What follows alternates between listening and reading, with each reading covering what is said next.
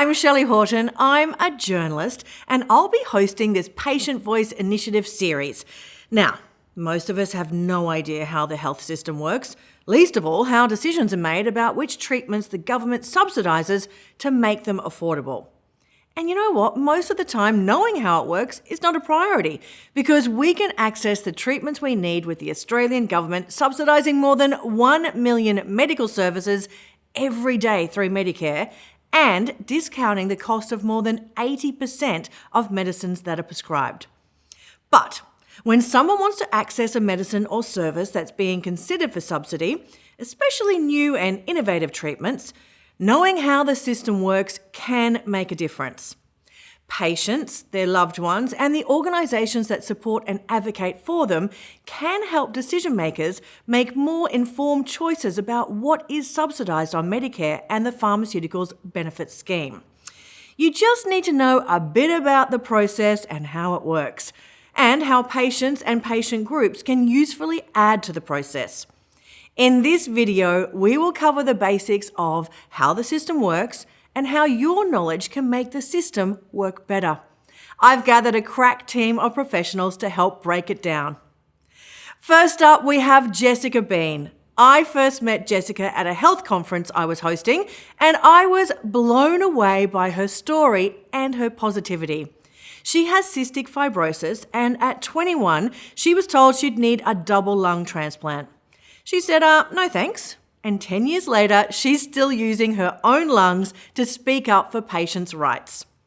Jessica's experience as one of the first cystic fibrosis patients to benefit from genetic modulation therapy gave her an intimate understanding of the challenges faced by patients in the age of personalised medicine. This inspired a mission in her to ensure patients and their values are represented in decision-making across the health ecosystem globally. She's a patient advocate, international speaker, consultant, and empowerment coach for young women living with chronic illness. Please welcome the ray of sunshine that is Jessica Bean. Thank you so much, Shelley. What a pleasure to join you today. Next up, it's Symone Laden. Symone lost her sister Kate to a rare cancer a decade ago. She saw firsthand the huge disparity in treatment and support options for rare cancers compared to more common cancers.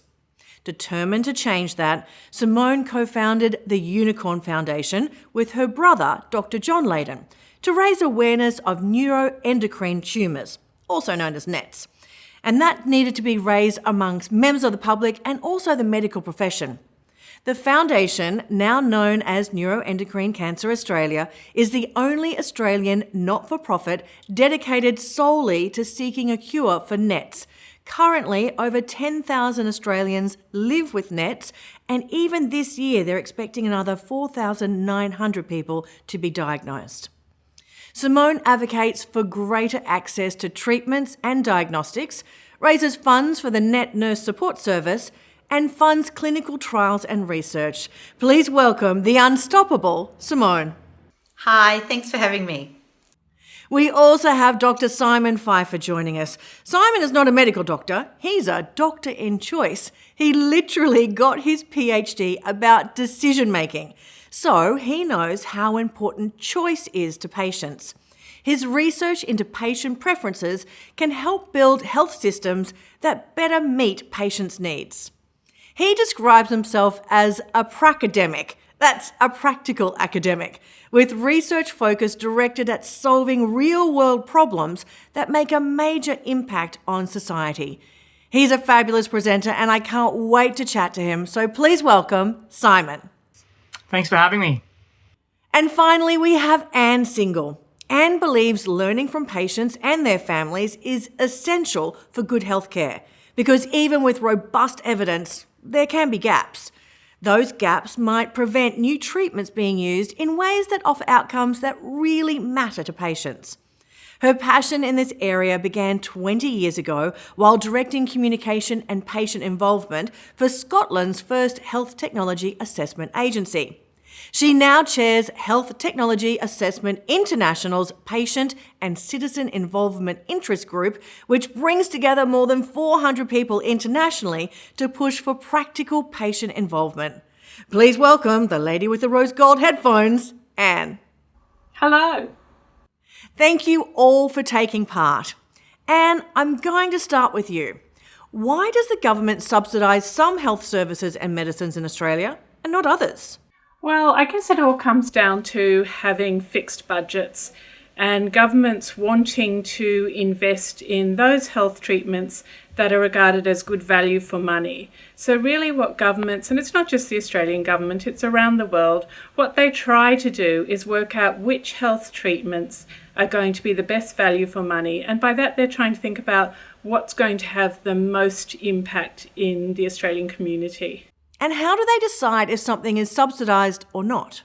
Governments around the world use a process which is called health technology assessment. And really all it is a type of policy research which tries to work out if something's good value for money. They look at all the evidence, mainly from randomised controlled trials. They look at economic models and they look at safety. And from that, they try to determine whether it's going to make a real difference to patients in Australia. Why do you think patient groups should get involved? Yeah, I think it's really important to consider the type of medicines that we have coming through the system at the moment. I think they're so innovative and work in ways that we haven't seen treatments work before, that it's more important than ever that we're capturing that whole picture of impact, the whole picture of what treatment does for a patient. Look, I think it's really important for patient groups to get involved because we are at the forefront of speaking to patients all day, every day. We can understand their lived experiences with what they're going through, but also, especially in a rare cancer that we look after or a less common cancer, if you like, there isn't one size fits all. So when you're looking at health technology assessment, they really would like it to be that one system or one medicine actually will suffice for many, many people. But we know, being at the forefront of conversations and experience, that it isn't like that, and that every single patient is potentially very different. And so we need to get that nice balance and ensure that the voice of that patient or that patient group is included when they're looking at what some sort of medicines will actually be effective, or whether they actually want to endorse these medicines as well. What information can patient groups usefully add to the process? Well, we've in the past looked at all sorts of things such as surveys, but I think most importantly is sharing the story of the patient. So how does this treatment, this test, this diagnostic or this device, how does this actually affect the patient's life? And it's looking beyond just what the clinical data is showing. We know that sometimes what is shown in the data and what can be seen as, whether it's not very great progression-free survival, we know that actually in a real experience with patients, that could mean the difference between having access to a medicine that allows them to see their child's next birthday. It allows them to walk their daughter down the aisle. This is actually getting into how does this affect a person, not just what does the data actually show. And I think that as a community, we need to be really a lot more mindful of, as we know that we're going to be living with cancer or living with diseases for much longer, not necessarily curing them, but what can we do to improve patients and the community's lives by sharing those really, really important stories? Yeah, I think that one is really depends on the disease area, and it can be quite unique. But overall, I think that the things that matter to patients can't always be measured. And in more traditional evidence, they are those endpoints that we measure that are more clinical based. The things that patients know about their disease, about living and treating it, they're the things that we can capture with patient-based evidence. Things like the impact that your condition has on family members and loved ones. Can they work?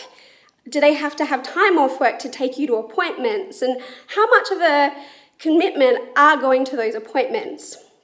Also, the little things throughout the day, the little things that add to that big picture, things like pain, organisational factors. How long do you have to spend each day or each week organising your medications, ringing the pharmacy? And what about your quality of life? How do you feel when you wake up of a morning? Do you have fatigue? And how can patient groups provide input? There's a couple of ways. They can provide a consumer comment, which anyone in Australia can provide, and that just is any comment you want to make around medicine that's being assessed. Patient groups can also make a submission to PBAC or MSAC. Now, PBAC, MSAC, what are they again? PBAC is the Pharmaceutical Benefits Advisory Committee. So they're the people who advise the government about what's good value for money that could go on the pharmaceutical benefits scheme. So those are our medicines. And the other group is MSAC, which is the Medical Services Advisory Committee. And if you think of that as most of the services you'll get on your Medicare card, they're the people that advise the government about those services. So if you want to provide information to those groups, patient groups can do that by making a submission. They can make a consumer comment. And sometimes those submissions may be an amalgamation of all the members' views. For example, a patient group may have contacted their members and asked for their views around a medicine, or it may be the result of some research they've commissioned. So why do some groups actually do research to support their input to the medical bodies? Groups are often doing research because there's a lack of evidence. Often in the case, it's a lack of a local Australian-based evidence. So there might be things overseas that they could use, but the PBAC and MSAC are really looking for local-based evidence. And it's often in situations where that outcome that they're going to make are very important to those particular groups. So they need to put evidence in to support that particular decision. By doing research, I guess then we can try and compare apples with apples. But I think there shouldn't be too much of an expectation that clinical or that sort of research is vital for the patient organisations. But I do think that it allows you to have a seat at the table. It allows you to show evidence that can be easily understood by the system, if you like. But I do think also that anecdotal research, so the information of the patients and how they experience their healthcare system or their drugs is also of vital importance. But definitely, we do that research within the neuroendocrine cancer space because it hasn't been done before. So we need to actually start the narrative and explain the disease from the outset. So the research is important in that space where other information isn't available. What sort of research can you do? So we have in the past done some surveys, but for us, we have just developed in conjunction with our healthcare professionals, who are a fantastic group of very collaborative people with us. We have developed a tumour registry, but also a patient app that actually feeds the quality of life data directly into the registry. There's lots of different types of research you can do. You could probably break it down into two groups. Qualitative research, which is often case studies and patient stories to talk about patient experiences and what's happening for people living with the condition. And then there's quantitative research, which is more like patient-reported outcomes and patient preference studies, often to do with surveys that we develop. Previously, we've relied on research and information that happened years ago.